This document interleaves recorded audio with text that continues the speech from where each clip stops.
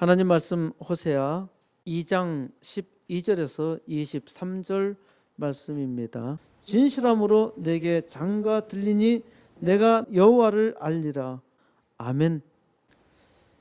설교 제목을 정해놓고 이번처럼 많은 고민을 했던 경험은 처음이었습니다. 오늘 말씀의 제목은 내게 장가 들리니 이죠. 이는 결혼식 주례사도 아니고 설교 제목을 내게 장가 들리니 라고 하다니 참으로 고민이었습니다. 제가 장가를 간 지 30년이 넘었습니다마는 장가를 간다는 말이 무슨 말인지 아직도 잘 모릅니다.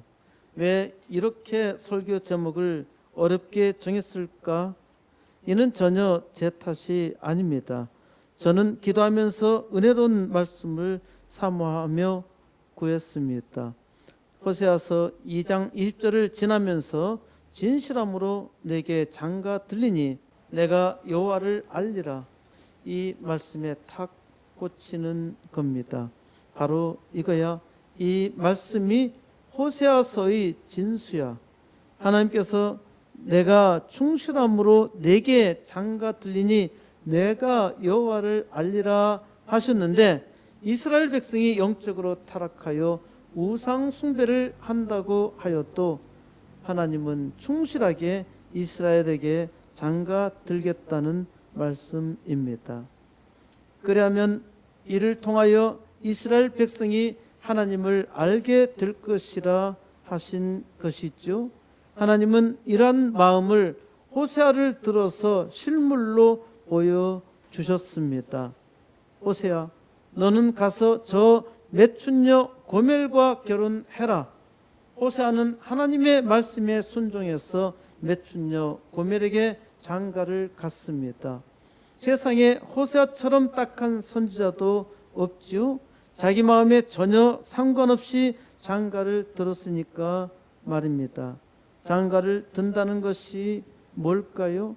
하나님은 호세아 선지자를 통해서 하나님 자신이 이스라엘에게 장가 들었다는 것을 보여주십니다. 하나님은 메춘부 이스라엘을 사랑하셨고 이스라엘과 무조건 결혼하신 것입니다. 그런데 이스라엘은 계속 바람을 피우며 매춘을 합니다. 그래도 하나님은 매춘부 이스라엘을 사랑하실 수밖에 없으셨어요. 사랑은 하나님의 운명입니다. 또 하나, 호세아 선지자에게서 장가를 든다는 것이 무엇인지 실물의 예로서 보여주십니다. 장가를 들었다면 끝까지 사랑해야 한다는 것입니다. 이거 도무지 이해하기 힘든 말이죠.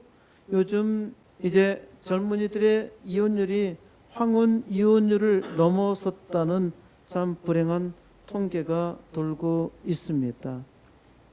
그러니까 젊은 사람들은 이 말씀에 대해서 더욱더 이해하기 힘들 것입니다. 거창 고등학교 교장 선생님이었던 전성은 선생님이 하신 이야기를 안동 향교사회교육원 수학반 강사이신 권호신 선생님이 학생들에게 보내주신 글에서 읽었습니다. 이 글은 30년 전에 듣고 감동했던 청년이 가슴에 품고 있다가 쓴 실화라고 합니다. 30대 중반의 한 여인이 실오락이 하나도 안 걸치고 거창 읍내 거리를 쏘 다녔다. 이 여인은 전혀 부끄러운 줄도 모르고 오히려 평화로운 얼굴이었다. 어느 날부터 사람들의 입에 오르내리며 이 여인은 거창 읍내의 명물이 되어 버렸다. 점잖은 사람들은 차마 눈뜨고 볼 수 없어 사람들은 허참하고 이내 고개를 돌리고 말았지만은 구잡스러운 사내들은 오히려 즐기며 천한 웃음을 흘리곤 하였다. 시간이 조금 지나면 누군가 자전거를 타고 헐레벌떡 달려왔다. 그리고는 여인에게 옷을 걸쳐 대충 가리고 집으로 데려갔는데 그는 삭개오 집사였다. 삭개오 집사는 키가 매우 작았다. 뒤뚱거리며 걷는 모습이 기이하고 우스꽝스럽게 보였지만 아주 신실하고 성실한 사람이었다. 삭개오 집사에 대해 전해준 이야기는 이러했다. 6.25 한국전쟁이 막 끝난 후 거창 읍내에는 아침마다 밥을 구걸하는 한 꼬마 거지가 나타났다. 추운 겨울에 덜덜 떨면서 양손에 2개의 깡통을 들고 아침마다 나타났다. 동네 사람들은 이 불쌍한 전쟁 고아에게 저마다 동정을 베풀었는데 특히 거창교회의 김장로와 그의 아내 박권사는 특별한 사랑을 베풀었다. 나이에 비해 키가 아주 작아 보이는 소녀는 늘 2개의 깡통을 들고 다녔다. 어느 날 김장로는 이 거지 소년의 특이한 행동을 눈여겨보았다. 처음엔 그저 깡통 하나로는 부족해서 2개를 가지고 다니는 거겠지 생각하였으나 그게 아니었다. 보통의 음식은 왼쪽에 담았으나 떡이나 고기 같은 맛있는 음식은 꼭 오른쪽에 담았다. 이를 이상하게 여긴 김장로는 어느 날 땅꼬마 거지 뒤를 따라가 보기로 했다. 땅꼬마 소녀는 냇가의 다리 밑으로 갔다. 거적을 쳐서 허술하게 집을 만들었는데 거기엔 4댓살쯤 돼 보이는 아이가 하나 더 있었는데 그 소년의 동생이었다. 아주 작은 꼬마가 자기보다 더 작은 어린 동생을 먹이는 모습에 김장로는 가슴이 찡한 감동을 받았다. 이 꼬마 거지는 맛없는 깡통의 음식은 자기 자신이 먹고 맛있는 깡통의 음식은 어린 동생에게만 먹여주는 것이었다. 한 번쯤은 자신도 맛있는 깡통의 것을 먹겠지 하고 지켜봤지만 단 한 숟갈도 자신은 먹지 않고 동생에게만 먹여주는 것이었다. 집으로 돌아온 김장로는 이 사실을 동네 사람들에게 알렸다. 이후부터 동네 사람들은 꼬마 거지를 위해 음식을 준비해 주었다. 어느 날 김장로와 박권사는 큰 결심을 하였다. 이 꼬마 거지 형제를 데려다가 자신의 집에서 지내게 하고 자신의 가게에서 일을 돕도록 한 것이다. 김장로는 당시 거창 읍내에서 태백산맥이라는 포목점을 운영하고 있었다. 꼬마는 김장로를 따라 교회에 나갔고 결혼도 하였다. 착하고 성실해서 김장로는 그에게 가게 하나를 차려 주었다. 교회 성가대 봉사를 하며 열심히 신앙생활을 하는 그에게 사람들은 키가 작다고 삭개오 집사라는 별명으로 불렀다. 삭개오의 집사의 동생도 결혼하여 포목점을 운영하며 부산에서 행복하게 살았다. 그러던 어느 날 삭개오 집사에게 큰 비극이 닥쳐왔다. 당시는 전쟁 직후라 아직도 태백산맥을 중심으로 소규모 전투가 벌어지고 있었다. 남아있던 북한 공산군 잔당과 소위 빨치산이라고 부르는 남한 내의 공산당 동조자들이 끝까지 저항하며 양민들을 약탈하거나 괴롭히고 있었다. 어느 날 국군과 빨치산 사이에 전투가 벌어졌을 때 삭개오 집사의 아내는 깜짝 놀라 집에서 나와 바로 옆에 있는 보리밭에 숨었다. 이때 포탄 한 발이 삭개오 집사의 집에 떨어지면서 집은 박살이 나고 불이 붙어 순식간에 재로 변했다. 이 일로 삭개오 집사의 아내는 큰 충격을 받아 그날부터 기억을 잃고 백치가 되어 버렸다. 삭개오 집사는 집을 잃었고 아내는 백치가 되었으니 그에게는 큰 시련이었다. 그러나 그는 오직 신앙으로 이 모진 시련을 잘 이겨냈다. 집은 다시 지었고 백치가 된 아내는 전보다 더 정성을 다해 사랑하고 돌봐 주었다. 내가 처음에 거창에 왔을 때가 그 무렵이었고 바로 삭개오 집사의 집에 자취방을 얻은 것이었다. 나는 살면서 사람이 징그럽다고 느낀 것은 내 아내에게서였다. 결혼 3년 차에 이미 우리는 파경에 이르고 있었다. 중학교 영어 선생이었던 나는 아내를 서울 처가에 남겨두고 홀로 거창 중학교에 전근하였는데 이는 전근이 아니라 도피였다. 잠시라도 아내와 떨어져 있고 싶었기 때문이었으니까 별거를 시작한 것이었다. 아내를 처음 만난 것은 서울의 영어 학원에서였다. 나는 당시 대학을 다니면서 학비를 벌기 위해 학원에서 영어를 가르치고 있었다. 아내는 그 학원의 수강생이었고 미모의 부잣집 외동딸이었다. 영어 선생과 학생으로 만난 우리는 수업 시간에 뜨거운 눈길을 주고받다가 결국 사랑에 빠져버렸고 결혼까지 한 것이다. 사랑은 서로를 당기고 끌리는 아름다운 별들의 중력 같은 것이지만 결혼은 접착제의 귀찮은 끈적거림에 불과하다고 생각하는데 불과 3년밖에 걸리지 않았다. 우리 부부는 매일 싸웠다. 성격이 서로 맞지 않았다. 아내는 외동딸로 자라서인지 자기 중심적이고 이해심이 없었다. 매사에 짜증이고 불평이 많았다. 그 기분을 도저히 종잡을 수 없었다. 사소한 일로도 충돌하곤 하던 우리는 이제 다투고 화해할 마지막 힘까지 남아있지 않다고 느꼈다.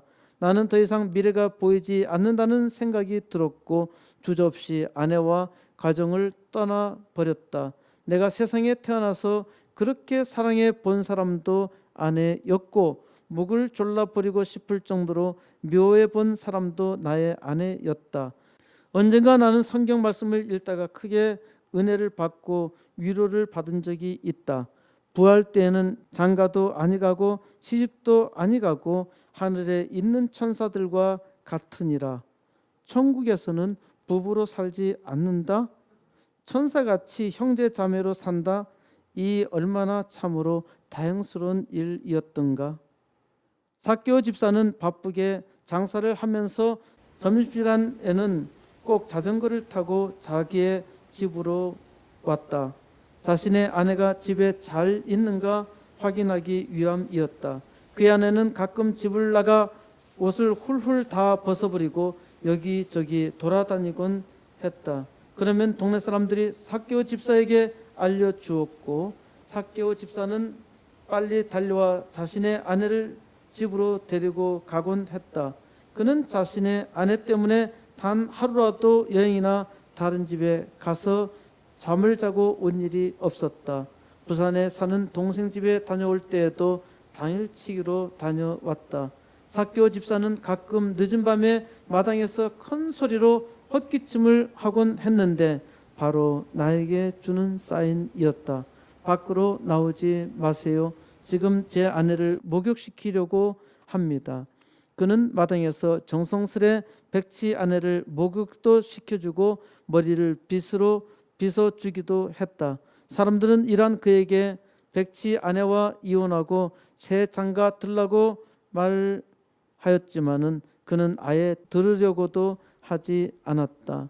어느 날 나는 아내와 전화로 큰 소리를 내며 다투었다. 늘 다투는 내용은 똑같았다. 당시 우리 부부 사이엔 자식도 없었고 더 이상 희망이 보이지 않았다. 갈수록 출구가 없는 터널 속으로 빠져들어가는 기분이었다. 결국 나는 어렵게 결단하였다. 이제 별거를 지나 이혼으로 가는 게 서로를 위해 좋겠다고 생각했다. 밤늦게 술에 취해 비틀거리며 집의 당도에 대문을 열었다. 내 방에 들어가려고 하는데 부엌에서 불빛이 새어 나왔다. 다가가 문틈으로 보니 삭개오 집사가 부엌에서 아궁이에 불을 떼고 있었다. 아마도 아내를 목욕시키려 목욕물을 데우고 있는 것 같았다. 나는 비틀거리며 문을 열고 들어가 그 옆에 앉았다. 그런데 그날 밤 나는 술기운에 그에게 해서는 안 될 말 하나를 뱉어버렸다. 그런데요, 삭개오 집사님, 내가 물어볼 게 하나 있습니다. 삭개오 집사님은 왜 이혼하지 않고 저런 아내와 사십니까? 정말 두고두고 후회스러웠던 그러나 나의 삶을 완전히 뒤바꿔버린 물음이었다. 삭개오 집사는 잠시 말이 없었다. 그리고는 잠시 후 개면쩍은지 나를 쳐다보지도 않고 부끄러운 듯 한마디를 내뱉었다. 결혼식 날 하나님 앞에서 한 그 서약 때문에. 뭐라고요? 결혼식 날 서약 때문이라고요? 나는 순간 할 말을 잊었다. 불쌍하거나 사랑해서도 아니고 서약 때문이라고요? 나는 술이 확 깨어오는 것 같았다. 더 이상 아무 말도 할 수가 없었다. 그저 아궁이 속에서 타오르는 불꽃만 바라보았다. 그리고는 말없이 내 방으로 돌아왔다. 조금 후 밖에서는 삭개오 집사가 그의 아내를 목욕시키는 물소리가 들려왔다. 나는 잠이 오지 않아 뒤척이다 새벽녘에 겨우 잠이 들었다. 결혼식 서약 때문이라? 나는 다음날 일찍 아내에게 전화했다. 여보, 거창으로 오늘 당장 내려와. 아니, 무슨 일이야? 이혼하자더니. 아내는 까칠하게 전화를 받았지만 그날 서울에서 내려왔고 우리는 언제냐 싶게 다시 결합했다. 내려온 아내는 까닭도 모르고 정복자처럼 굴었지만 나는 그날 이후 내 마음속에 큰 결심 하나를 하였다. 그러던 어느 날이었다.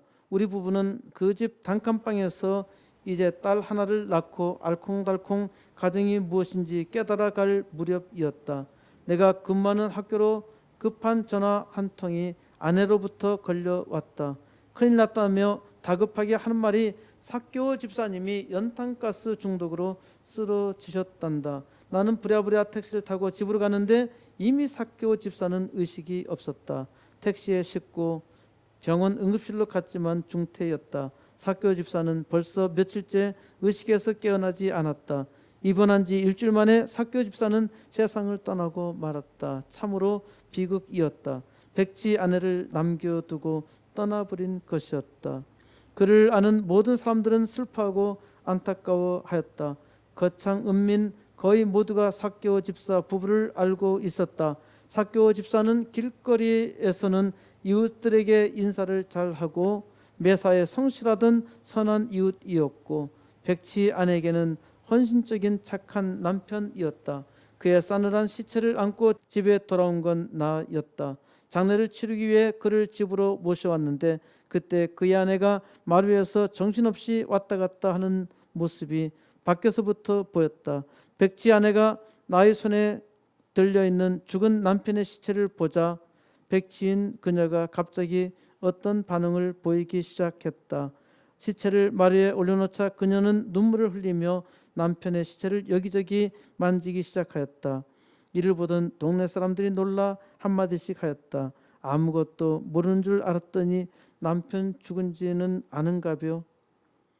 삭개오 집사의 아내는 백치였다. 평상시에 눈동자는 풀려 있었고 거의 한마디도 말이 없었다. 그런데 지금 무슨 일이 일어났는지를 분명히 알고 있는 눈치였다. 삭개오 집사의 장례는 거창교회 온 성도들과 동네 주민들이 가슴 아파하며 슬퍼하는 가운데 치러졌다. 장례가 끝나자 사람들은 삭개오 집사의 아내를 염려하였는데 친정에서 데려갈 거라 생각했다. 그러나 모두의 예상은 빗나갔다. 장례가 끝나자 그녀는 음식 먹기를 거부하였고 물 한 방울도 마시지 않았다.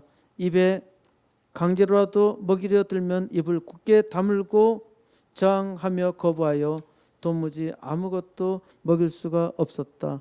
그러기를 열흘째 아침에 나의 아내가 소스라치게 놀라며 빨리 이리 와 보란다. 나는 놀라 급히 그녀의 방으로 갔는데 호흡은 이미 멈춰 있었다. 남편을 보낸 지 열흘 만에 백치 부인은 남편의 뒤를 따라간 것이다. 그녀의 죽은 얼굴은 평상시 살아있을 때와 달랐다. 참으로 근심이나 두려움 하나 없는 아주 평온한 얼굴이었고 늘 보던 맹한 얼굴이 아니라 한없이 순수하고 아름다운 얼굴이었다. 마치 우리 부부에게 그동안 고마웠어요. 저희 장례도 부탁해요. 저는 사랑하는 남편의 뒤를 따라갑니다. 천국에서 다시 만나요 라고 말하는 것 같았다. 우리 부부는 그녀의 장례도 치러 주었다. 며칠간 강추위가 극성을 부렸었는데 삭개오 집사의 백치 아내 장례식 날만큼은 이상하게 따뜻하였다. 수십 년 전 땅꼬마 거지가 거창에 나타난 때가 추운 한겨울이었다. 나는 장례가 끝난 후 그 집을 떠났다. 학교도 옮겨 서울로 왔다. 나도 적지 않은 시련을 겪었다. 나의 아내가 60이 넘어 중풍으로 쓰러졌다. 나의 인생도 결코 쉽지 않은 여정이었다. 아내는 결코 성품이 변하지 않았다. 늘 아내는 잔소리로 나를 피곤하게 했고 말에는 가시가 돋쳐 있었다. 그럴 때마다 나는 사교 집사가 그날 밤 내뱉었던 말을 떠올리곤 했다. 그가 그의 백치 아내를 목욕시켜주는 장면도 떠올렸다. 그리고 그 옛날 거창에서 술 취해 귀가했던 그 어느 날 밤의 결심 이후로 지금까지 난 내 아내와 단 한 번도 다투어 본 적이 없다. 여기서 삭개오 집사의 이야기는 끝납니다. 삭개오 집사가 불행하게 세상을 떠난 것 같지만은 그는 그의 인생에서 행복했습니다. 게다가 삭개오 집사는 장가들어 불행한 인생을 살아가는 사람에게 큰 교훈이 되었지요. 삭개오 집사의 삶을 통해서 한 사람의 인생을 행복하게 했습니다. 어떤 사람의 불행이나 어려움이 사람들의 위로가 되는 일이 허다하지요. 자기의 인생이 불행하다고 생각하면은 자기도 불행해지고 주위 사람도 불행해집니다. 자신의 삶이 다른 사람 보기에는 불행하게 보여도 행복하게 살면은 자기도 행복하고 다른 사람도 행복합니다. 아주 편안하게 고급 양탄자 위를 걸어가는 사람들보다는 아주 험악한 삶을 살아가는 사람이 오히려 많은 사람들을 위로하며 힘을 줍니다. 그러니까 우리의 인생에 대해서 하나님께서 우리를 축복하셨음을 믿고 복되게 살아가야 합니다. 저는 삭개오 집사의 이야기를 통해서 장가 든다는 것이 무엇인지 이해가 되었습니다. 하나님께서 호세아 선지자를 통해서 계시해 주시는 바를 삭개오 집사의 삶에서 계시하신 것입니다. 미련해서 잘 깨닫지 못하니까 실물로 가르쳐 주신 것이죠. 장가를 든다는 것은 첫째로 계약입니다. 그리고 둘째로 사랑입니다. 호세아처럼 전혀 사랑하지도 않은 외춘부 아내였지만은 하나님은 사랑하라고 하십니다. 그러니까 장가를 들면 사랑해야 한다는 것입니다. 사람에게는 사랑하는 힘이 있습니다. 일단 장가 들었으면은 사랑해야 한다는 것입니다. 이것이 이 땅에 복되게 사는 길입니다. 오늘 설교는 아내들이 엄청 좋아하는 것이겠지요. 아내들이 은혜를 많이 받는 설교가 되겠습니다마는 이런 설교가 아니더라 하더라도 하나님께서 말씀하시면은 은혜로 들으시기 바랍니다. 은혜가 없는 사람은 여기까지만 은혜로 듣습니다. 지금부터 하나님의 말씀을 은혜로 들어야 합니다. 호세아서의 메시지는 충실함으로 내게 장가 들리니 입니다. 하나님이 충실함으로 장가 드시겠다는 말씀입니다.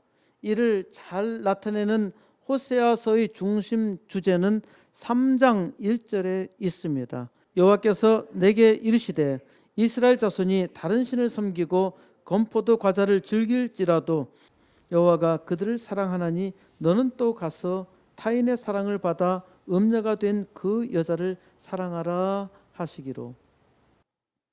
저는 이 부분을 이렇게 번역했습니다. 너는 다시 가서 다른 이에게 사랑을 받아 불륜을 범한 여인을 사랑하라. 이는 다른 신을 섬기며 그 건포도 떡을 즐기는 이스라엘 자손에 대하여 여호와의 사랑하심과 같이 하라. 하나님은 호세아 선지자에게 아내 고멜에게 다시 가라고 명령합니다. 이는 고멜이 또 다른 이를 만나서 불륜을 범했다는 뜻이죠. 고멜의 분류는 매춘입니다. 이는 또한 돈을 구걸한다는 것입니다. 호세아서는 실물을 동원한 굉장한 은유라고 했습니다. 지금 읽은 이 말씀에서는 은유와 현실을 함께 나타내고 있습니다. 이스라엘 자손이 다른 우상을 섬기고 건포도 과자를 즐기고 있음에도 불구하고 하나님은 그들을 사랑하니까 너 호세아, 너도 내 아내가 다른 놈과 놀아나고 있는데 다시 그 고매를 데려오라고 하신 것입니다. 호세아 선자는 하나님께서 쓰시는 모델로 그대로 하나님 말씀 그대로 연출하고 있는 것이죠. 2절, 내가 은 15개와 보리떡 한 호멜 반으로 나를 위하여 그를 사고 그에게 이르기를 너는 많은 날 동안 나와 함께 지내고 음행하지 말며 다른 남자를 따르지 말라. 나도 내게 그리하리라 하였노라. 성경에서는 그녀라는 표현을 안 쓰고 다 그라고 씁니다. 그래서 여기 여자가 나올 때는 그가 그녀를 뜻한다 생각하시면 되겠습니다. 아주 재미있는 사실이 나오는데 호세아가 자기 아내 고멜을 데려오는데 돈을 주고 사야 한다는 것입니다. 자기 아내를 돈을 주고 다시 사와서 이제 나하고 살자. 다른 놈은 따라가지 마. 나도 너만 사랑할게. 하나님은 죄의 종으로 살아가는 우리를 그의 아들 예수의 피값으로 다시 사신 것이죠. 하나님은 우리를 구원하시고 자기와 함께 살자고 요청하십니다. 4절, 이스라엘 자손들이 많은 날 동안 왕도 없고 지도자도 없고 제사도 없고 주상도 없고 에봇도 없고 드라빔도 없이 지내다가 하나님의 지극한 사랑에도 불구하고 이스라엘 백성은 하나님을 떠났지요. 그래서 이스라엘 백성은 많은 날 동안 고난을 받습니다. 이로 인해서 이스라엘 백성에게는 왕이 없었어요. 지도자도 없었어요. 그런데 고난이 극심하다 보니까 이제는 더 이상 우상 숭배하면은 안 되겠다. 우상 숭배도 없어졌어요. 이스라엘은 아시리아 제국에 망했다고 했지요. 남한국 유다도 바빌론 제국에 의해서 망하지요. 망하고 또 망하다가 이스라엘은 로마 제국의 때가 이릅니다. 5절, 그 후에 이스라엘 자손이 돌아와서 그들의 하나님 여호와와 그들의 왕 다윗을 찾고 마지막 날에는 여호와를 경외함으로 여호와 그의 은총으로 나아가리라. 이스라엘은 이 모진 고난 후에야 회복됩니다. 이스라엘은 그들의 하나님 여호와와 그들의 왕 다윗을 찾습니다. 다윗은 오실 메시아의 표상이자 모형이죠. 이스라엘의 회복은 예수 그리스도로 완전하게 이루어집니다. 마지막 때에는 하나님의 백성들이 여호와를 경외함으로 여호와의 은총 가운데 나아갑니다. 호세아서 3장은 하나님께서 이스라엘을 사랑하셨고 집을 나가 우상을 의지하는 그들을 사랑하셨기 때문에 구원하실 수밖에 없으셨고 그래서 십자가에 달려 그 값을 하나님께서 다 지불하시고 이제 그 은총으로 살게 하시는 구원의 역사를 아주 짧게 보여주고 있는 것입니다. 참으로 놀라운 일이죠. 이것을 한마디로 줄여서 말한다면 내게 장가 든다는 말씀입니다. 2장에서 하나님은 장가 들겠다고 선언하시죠. 2장 12절입니다. 그가 전에 이르기를 이것은 나를 사랑한 자들이 내게 준 값이라 하던 그 포도나무와 무화과나무를 거칠게 하여 수풀이 되게 하며 들짐승들에게 먹게 하리라. 이스라엘 백성은 상당히 오해를 했습니다. 하나님께서 이스라엘 백성에게 많은 축복을 주셨는데 이스라엘은 이것이 풍요의 우상이 자기들에게 준 것이라 생각했던 것입니다. 지금도 돌부처, 아니 플라스틱으로 만든 부처가 복을 준다고 믿는 사람이 아주 많지요. 우리는 돌부처 우상을 아주 우습게 생각하고 있습니다마는 우리도 실은 세상에 더 많은 우상을 가지고 있습니다. 무엇인가요? 하나님께서 우리에게 복을 주신다고 믿지만은 실상은 온전히 믿지 않지요.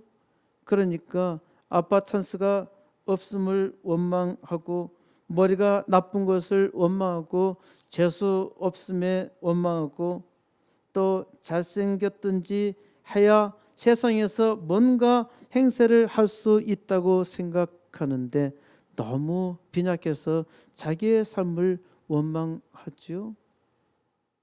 또 세상에 의지하여서 살고자 애를 쓰는데 하나님만 의지하는 것처럼 보이지만은 우리는 많은 부분 세상에 의지하고 있단 말입니다. 이것도 우상 숭배와 다를 바가 없다는 말이에요. 저는 인생을 살아보니까 나름대로 많은 노력을 하기도 했지만은 축복은 반드시 하나님이 주시라는 것을 확실하게 믿습니다. 내가 아무리 노력한다 하여도 하나님이 주시지 않으면은 아무런 소용이 없어요. 우리는 코로나로 사람들의 지식이 얼마나 허망하며 무력한가를 보여주고 있습니다. 오미크론 바이러스는 지금 백신이 아무런 소용이 없다는 사실에 대해서 미국 연구가 네이처지에 발표되었죠. 백신을 맞는 것도 별로 이득이 없고 또 위험하기까지 하는데 자꾸 백신을 맞으라고 강요합니다. 백신 회사는 이로 인해서 엄청난 돈을 벌었어요. 이 불의한 돈 하나님께서 주신 것인가요? 하나님께서 주신 것입니다. 하나님의 백성이 어리석어서 깨닫지 못하니까 하나님의 백성이 하나님의 은혜를 구하지 않고 자기의 힘과 자기의 능력으로 살려고 하니까 안 되는 거예요. 지금도 우리가 얼마나 믿음이 없는가 보여주고 있잖아요. 코로나 재앙은 하나님의 백성이 믿음이 없어서 일어난 재앙입니다. 우상이 복을 주었다고 믿은 포도나무와 무화과, 포도나무와 무화과는 부의 상징입니다. 우상이 복을 주어서 포도나무와 무화과가 잘 되었다고 생각하는데 하나님은 이것을 파괴해서 수풀로 만들어서 들짐승에게 먹게 하시겠다고 말씀하십니다. 지금도 세상에 바이러스가 먹고 또 악당이 먹고 있는데 믿음이 없으니까 심지어 악당을 의지하여서 악당의 종노릇 하기까지 합니다.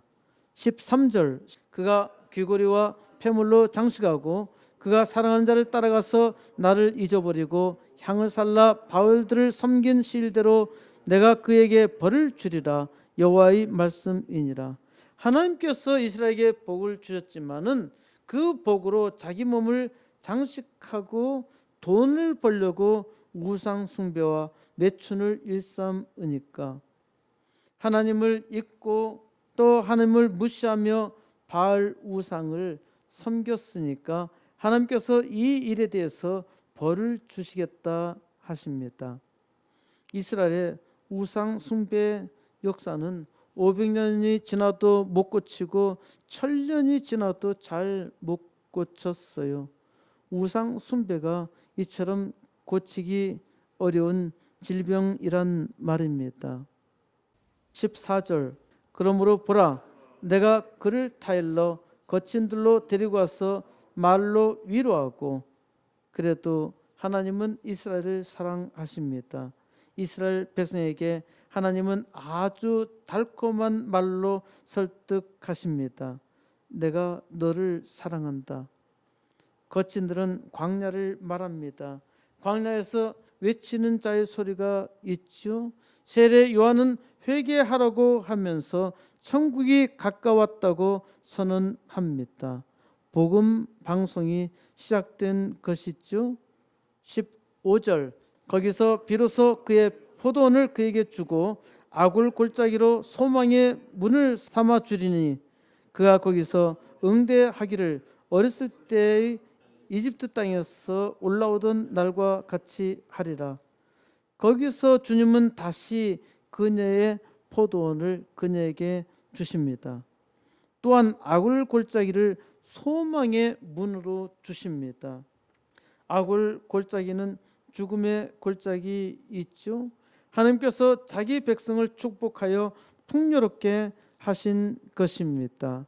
하나님께서 죽음의 골짜기인 아굴 골짜기를 소망의 문으로 주십니다. 이것 또한 놀라운 일이죠. 세상 절망이 있는 그 자리에 주님께서 오셔서 바로 소망으로 바꾸어 주십니다. 그러니까 아굴골짝 빈들에도 담대하게 나아갈 수 있는 것이죠. 그녀가 거기서 어렸을 때와 같이 이집트 땅에서 올라오던 날과 같이 이럴 때 얼마나 신이 났습니까? 흥에 겨워서 노래합니다. 16절, 여호와께서 이르시되 그날에 내가 나를 내 남편이라 일컫고 다시는 내 바알이라 일컫지 아니하리라. 하나님의 축복이 임하는 날이 되니까 이제 그 은혜로 말미암아 하나님을 내 남편이라 부릅니다. 하나님께서 나를 사랑하사 다시 그의 아내로 부르셨으니까 나는 하나님을 남편이라 부르는 것입니다. 다시는 내 바알이라 하지 않습니다. 바알은 주인이라는 뜻을 가지고 있습니다. 우리는 주인이 누구인지 잘 알아야 합니다. 그 귀고리와 폐물을 주는 세상 바알이 우리의 주인이 아닌데 세상에서 구걸하니까 망하는 것이죠. 은혜 받는 하나님의 백성은 더 이상 바알을 부르지 않습니다. 17절, 내가 바알들의 이름을 그의 입에서 제거하여 다시는 그의 이름을 기억하여 부르는 일이 없게 하리라. 이제 하나님의 백성에게서 바알의 이름은 완전히 제거되었죠. 바알의 이름을 제거하는데 하나님은 천년이 걸렸어요. 이스라엘에게서 바알의 이름을 제거하기 위해서 하나님은 유다 백성을 바빌론 포로로 70년 동안 고난을 당하게 하셨지요. 다시는 바알의 이름을 기억하지 않게 하신 것입니다. 18절, 그날에는 내가 그들을 위하여 들짐승과 공중의 새와 땅의 곤충과 더불어 언약을 맺으며 또 이 땅에서 활과 칼을 꺾어 전쟁을 없이 하고 그들로 평안히 눕게 하리라.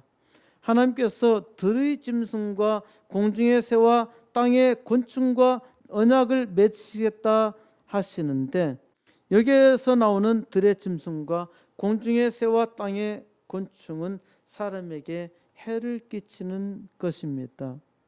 메뚜기 때도 사람들에게 엄청난 해를 끼치죠.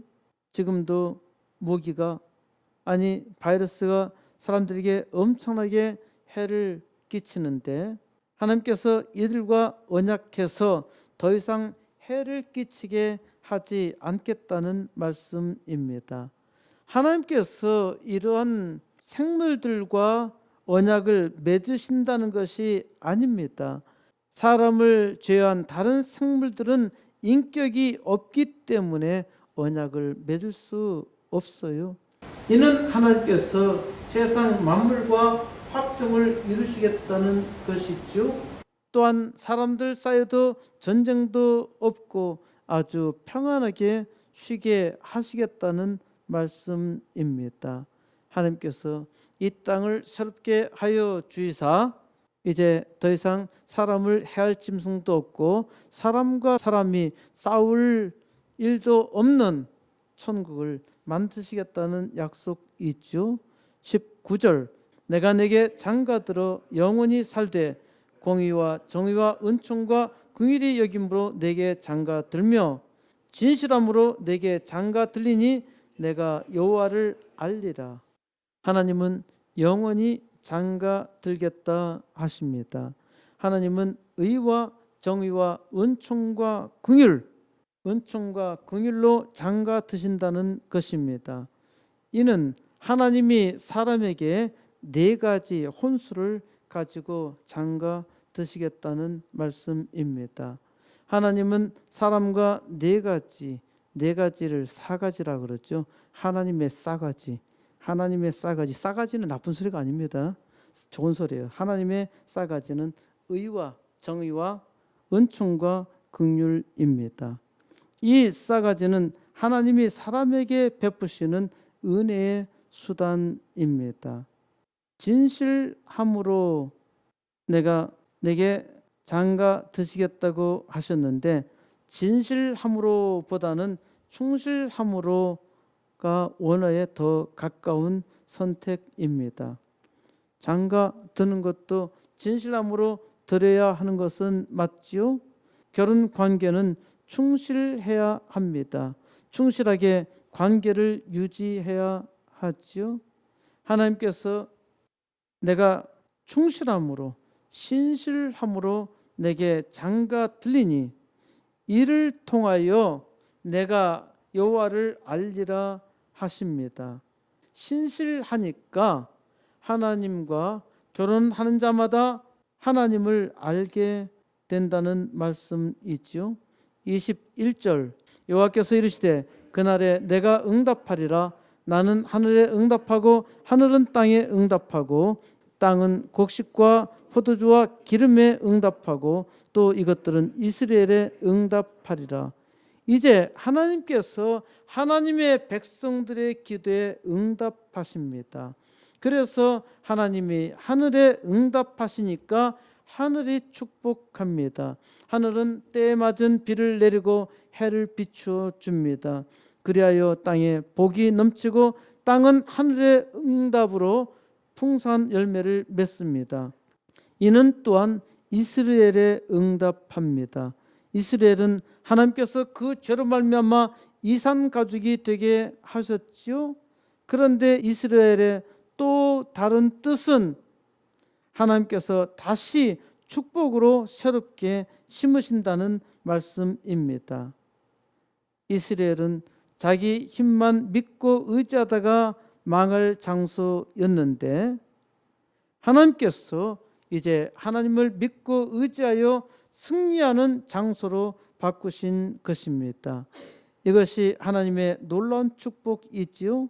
23절 내가 나를 위하여 그를 이 땅에 심고 긍휼히 여김을 받지 못했던 자를 긍휼히 여기며 내 백성 아니었던 자에게 향하여 이르기를 너는 내 백성이라 하리니 그들은 이르기를 주는 내 하나님이시라 하리라 하시니라. 하나님은 하나님 자신을 위하여 그의 백성을 이 땅에 심으셨습니다. 긍휼을 받지 못하였던 자들을 긍휼히 여기셔서 자기 백성 삼으셨지요. 우리는 본래 하나님이 선택하신 백성이 아닙니다. 그런데 하나님이 우리를 사랑하시며 우리를 향하여 장가 드시면서 내 백성이라 말씀하신 것이죠. 그래서 하나님의 은혜가 충만하니까 우리는 그저서야 주는 내 하나님이시라 라고 고백합니다. 하나님의 은혜가 얼마나 놀랍습니까? 하나님의 백성이 아니었고 도무지 하나님의 백성이 될 가능성이 전혀 없었는데 하나님이 먼저 나를 찾아오시사 나를 선택하시며 내게 장가 드신 것입니다. 내게 장가 들리니 하나님은 내게 장가 드시려고 자기 아들을 내 죄 대신에 희생 제물로 삼으셨지요. 의와 정의와 은총과 긍휼을 독생자 아들 예수를 통해 한 방에 나타내셨습니다. 하나님이 내게 장가 드셨다는 것이 놀라운 기적입니다. 이는 하나님께서 나를 사랑하신다는 말씀입니다. 나의 죄에 대해서 심판하지 않으시고 예수의 의로 살게 하셨고 하나님의 정의 가운데 하나님 말씀으로 살게 하셨지요. 고멜처럼 자꾸만 도망치려는 나를 하나님께서 항상 긍휼히 여기시고 놀라운 은총을 베풀어 주십니다. 내게 장가 들리니 하나님이 내게 장가 드셨나요? 믿으면은 하나님의 신부로 이제 하나님의 뜻을 강력하게 이루어야 합니다. 참으로 죄 많고 초라하고 무능한 내게 하나님이 장가 드셨어요. 하나님께서 나로 하여금 악을 골짜기를 소망의 문으로 만들어 주셨고 하나님께서 택하신 신부 나로 하여금 이 절망적인 세상에 소망의 문으로 구원의 역사를 이루시는 것입니다.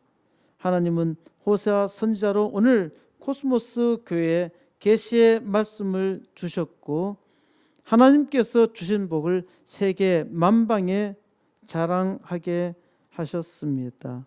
시간이 참으로 빠르게 지나갔죠. 이제 벌써 여기 4년 지났습니다. 이제는 일어설 때입니다. 그런데 코로나로 사람들이 사망의 골짜기에 다니고 있는데 이때 하나님께서 크게 역사하시사 하나님께서 함께 하시는 증거의 역사 이루시기 바랍니다. 80개 개척교회와 2개 학교 세우는 일을 속히 이루어서 하나님께서 코스모스 교회와 함께 하시는 우리와 함께 하시는 증거 능히 이루시기 바랍니다. 하나님께서 내게 장가 드시사 이제 나의 남편 되신 하나님께서 하시는 능력의 역사 속히 이루어서 온 땅에 하나님의 영광 나타내시기를 우리 주 예수 그리스도의 이름으로 간절히 축원드립니다.